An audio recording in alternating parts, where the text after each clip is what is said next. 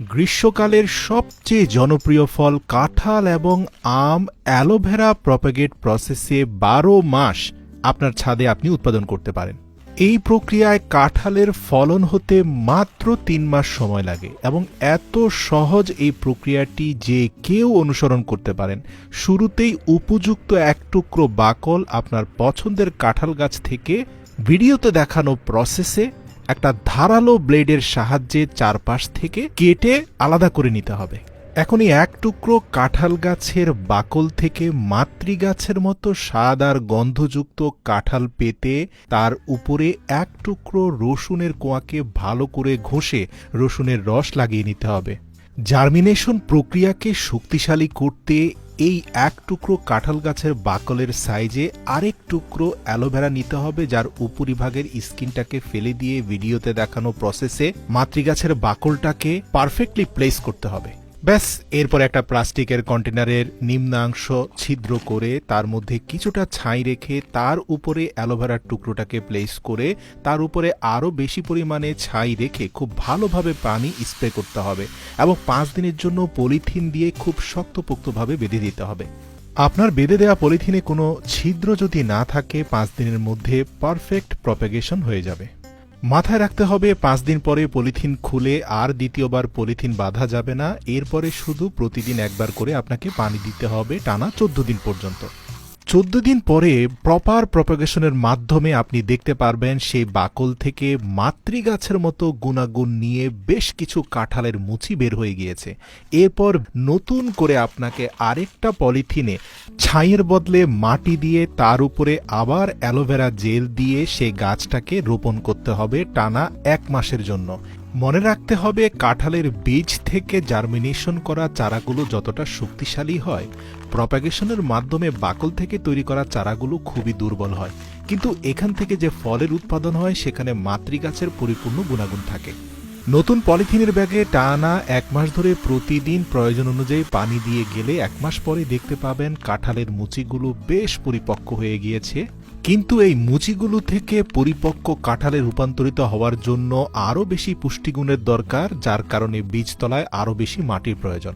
এখন আপনাকে পুনরায় একটা বড় বালতিতে বেশি পরিমাণে মাটি দিয়ে সেখানে পুনরায় পূর্বের মতো করে অ্যালোভেরা জেল দিয়ে নতুন করে চারাগাছটি সেখানে রোপণ করতে হবে। নিয়মিত একবার করে পানি দিয়ে গেলে ৬০ দিন পরেই দেখতে পাবেন আপনার মুচিগুলো পূর্ণাঙ্গ কাঁঠালে রূপান্তরিত হয়েছে। বলে রাখি, এই কাঁঠালের স্বাদ এবং গন্ধ হুবহু মাতৃগাছের মতোই হবে। খুবই সংক্ষেপে বলে দিতে চাই, আপনি চাইলে আপনার রসালো পেয়ারা গাছের যে কোনো একটি উপযুক্ত ডালের মধ্যাংশকে বাছাই করে একই প্রক্রিয়ায় সুস্বাদু রসালো পেয়ারা খেতে পারেন ১২ মাস আপনার বাড়ির ছাদে।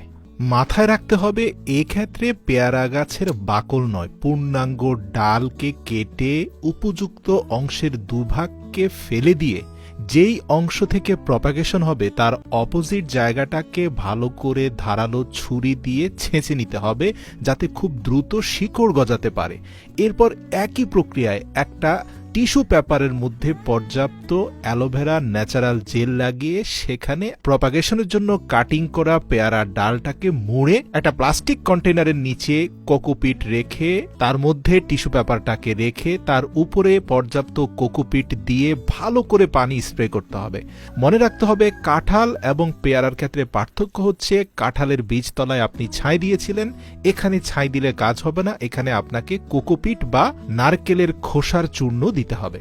প্রিয় দর্শক, এর পরের ধাপগুলোতে তেমন কোনো পার্থক্য নেই। যে বিষয়টা আপনাকে জানিয়ে রাখা প্রয়োজন, ১২ দিন পরে প্রপার প্রপাগেশন হওয়ার পরে গাছটাকে উঠিয়ে ভালো করে ধুলে আপনি দেখতে পাবেন নিচের যে অংশটা আপনি ধারালো ছুরি দিয়ে ছেঁচে দিয়েছেন সেই অংশে খুব ভালো করে শিকড় বেরিয়েছে।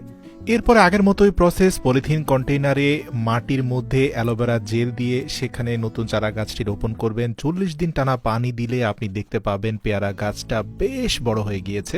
তৃতীয় ধাপে কিছুটা পরিবর্তন আছে।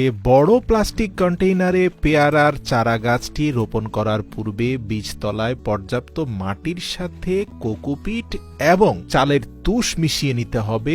এরপরে টানা ৪০ দিন পানি দিলেই আপনার ছাদের সেই পেয়ারা গাছটিতে পর্যাপ্ত ফলন হবে। আর হ্যাঁ, বরাবরের মতোই প্রপাগেশন প্রসেসে উৎপাদন হওয়া এই রসালো জুসি পেয়ারা প্রতিটা কামড়ে আপনার মনে হবে মাতৃগাছের স্বাদ এবং গন্ধ অটুট রয়েছে। প্রিয় দর্শক, হুবহু একই প্রসেসে আপনি চাইলে আমেরও প্রপাগেশন করতে পারেন। ভিডিও লম্বা হয়ে যাবে বিধায় এখানে আমি তা বিস্তারিত বলছি না, শুধুমাত্র দেখাচ্ছি আমের প্রপাগেশনের মাধ্যমেও সরাসরি আপনি মাত্র 3 মাসেই আপনার বাড়ির ছাদে আমের ফলন পেতে পারেন। কোনো পার্থক্য নেই, পেয়ারার প্রপাগেশন প্রসেস এবং আমের প্রপাগেশন প্রসেস হুবহু একই। টেকনিকগুলো উপকারী মনে হলে বিনীত অনুরোধ করছি আপনার প্রিয়জনদের সাথে ভিডিওটি শেয়ার করবেন অথবা তাদের ট্যাগ করে দিবেন।